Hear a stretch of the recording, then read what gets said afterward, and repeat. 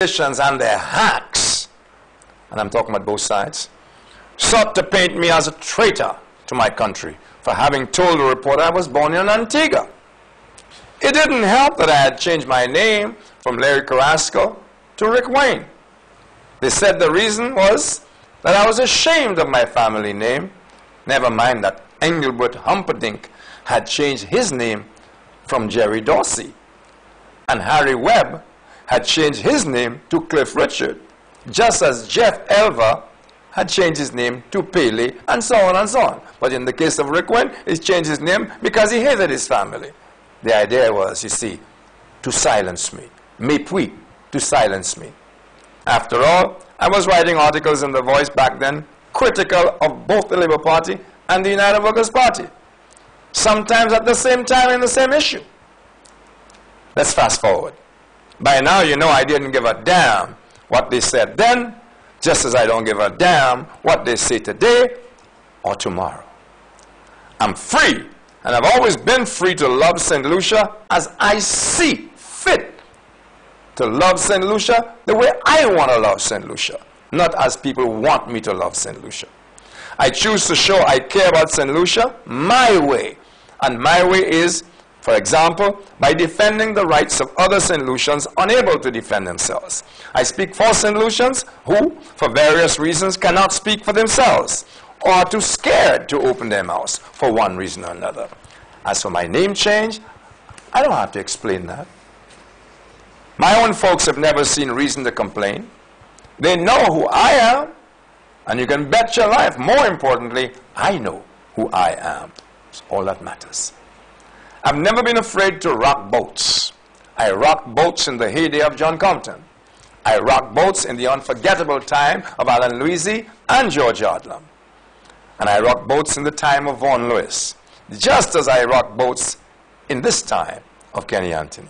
What's more, I promise you, Talk City, I'm not about to change.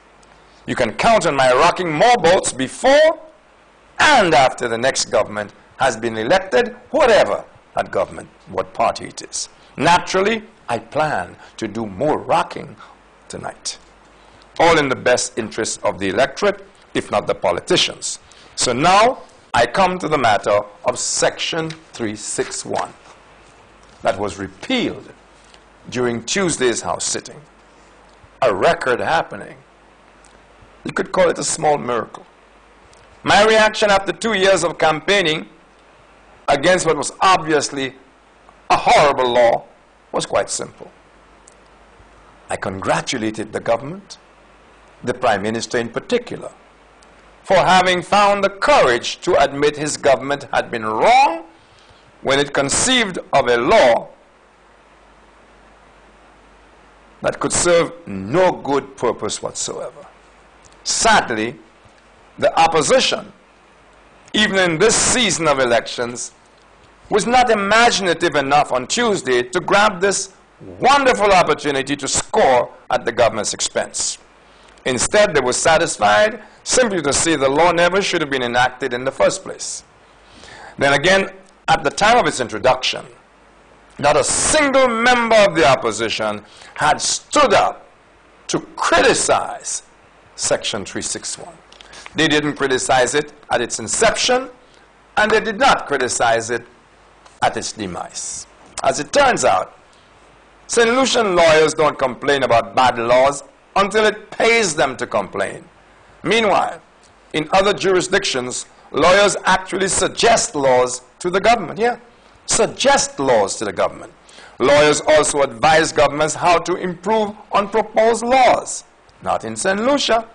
In short, St. Lucian lawyers don't believe in rocking boats unless there is something in it for them. And by something, I mean money. Mucho dinero.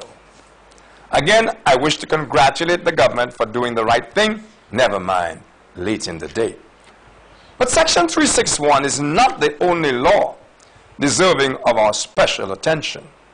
There is also Section 166, which I have renamed the Hypocrisy Law, which most people know as the Abortion Law.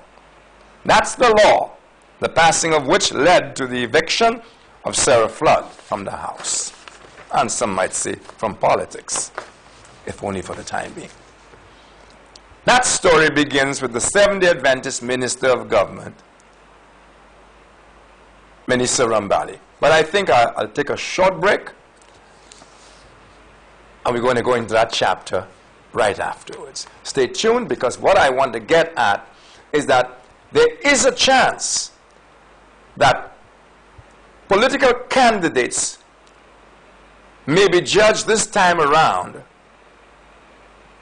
by who they are, where they stand, and what they believe.